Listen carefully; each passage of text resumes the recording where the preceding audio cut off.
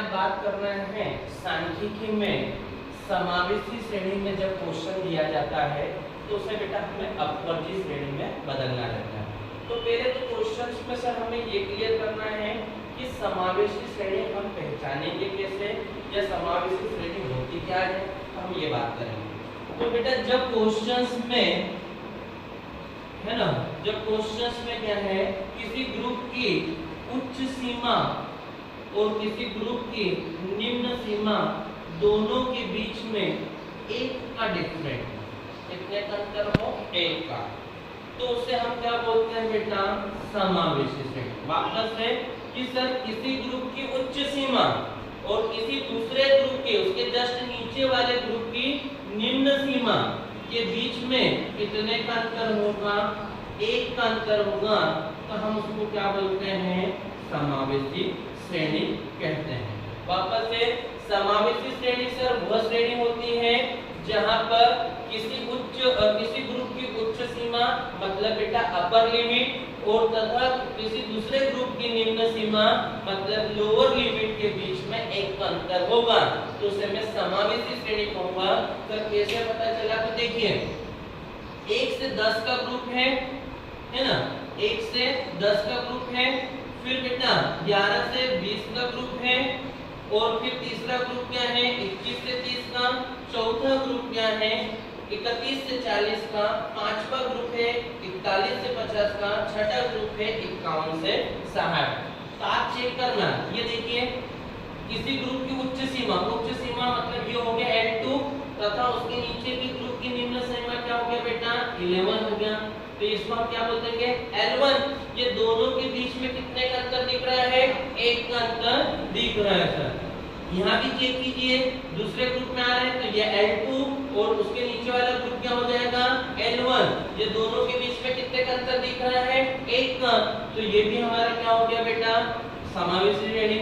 यहाँ भी हमने चेक करा सर थर्ड ग्रुप में कि उच्च सीमा जो L2 जो है 30 है और किसी दूसरे ग्रुप की निम्न सीमा क्या है 31 है L1, तो दोनों के बीच में कितने का अंतर है, एक का अंतर है। ऐसे 40 से 41, 50 से 51, तो सर हम समझ गए हैं, तो मैंने बोला बेटा क्या समझ गए कि सर किसी ग्रुप की उच्च सीमा और दूसरे ग्रुप की निम्न सीमा के बीच में एक का अंतर हो जाएगा, तो हम उसे समावेशी श्रेणी कहेंगे। हो गया, क्या करेंगे सर, क्या क्वेश्चंस को हम समावेशी श्रेणी से ही हल करेंगे, नहीं, हम क्वेश्चंस को बेटा किससे कंप्लीट करेंगे, अपवर्ती में। मींस सर इस क्वेश्चंस को मैं अपवर्ती श्रेणी में ट्रांसफर करूंगा।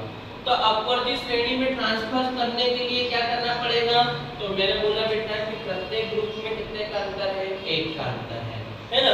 तो इस एक के अंतर को हम मेथड चला रहे हैं कि सर समावेशी श्रेणी से अपवर्ती श्रेणी में क्वेश्चंस को बदलना। किससे बदलना है, इस समावेशी श्रेणी से इस अपवर्ती श्रेणी में क्वेश्चंस को बदलना। तो पहले तो हम ये देखेंगे कि अंतर कितने का है। तो सर L2 एवं L1 श्रेणी तो क्लियर हो गया। अब सर पहले आप अपवर्ती श्रेणी भी बता दो हमें क्या होती है। तो बेटा अपवर्ती श्रेणी कुछ नहीं, किसी ग्रुप की उच्च सीमा है ना, सॉरी किसी ग्रुप की निम्न सीमा, जैसे 0 से 10, 10 से 20, 20 से 30, तो किसी ग्रुप की उच्च सीमा तथा दूसरे ग्रुप की निम्न सीमा। अपवर्ती श्रेणी में हम बात कर रहे हैं सर कि सर अपवर्ती श्रेणी क्या होती है। तो अपवर्ती श्रेणी सर ऐसी श्रेणी होती है जहां पर किसी ग्रुप की उच्च सीमा तथा दूसरे ग्रुप की निम्न सीमा आपस में क्या हो, बराबर, तो उसे हम अपवर्ती श्रेणी कहते हैं। क्लियर है बेटा। तो सर अपवर्ती के तो क्वेश्चंस हमने अभी क्वेश्चन नंबर 3-4 कंप्लीट किए हैं, हाँ बेटा वही है। क्लियर। पर जब क्वेश्चन आपको समावेशी श्रेणी का दिया जाता है तो इसे मुझे किसमें कन्वर्ट करना पड़ेगा, अपवर्ती में करना पड़ेगा। तो अपवर्ती श्रेणी में कन्वर्ट करने के लिए सर्वप्रथम मैं क्या करूंगा, पॉइंट नंबर 1 पर बोला है कि हम ये चेक करेंगे कि अंतर कितने का है। किसी ग्रुप की उच्च सीमा और निम्न सीमा के बीच अंतर की राशि निकालेंगे। हम लिख रहे हैं बेटा सर्वप्रथम किसी ग्रुप की LT मतलब उच्च सीमा एवं दूसरे ग्रुप की L1 मतलब निम्न सीमा के बीच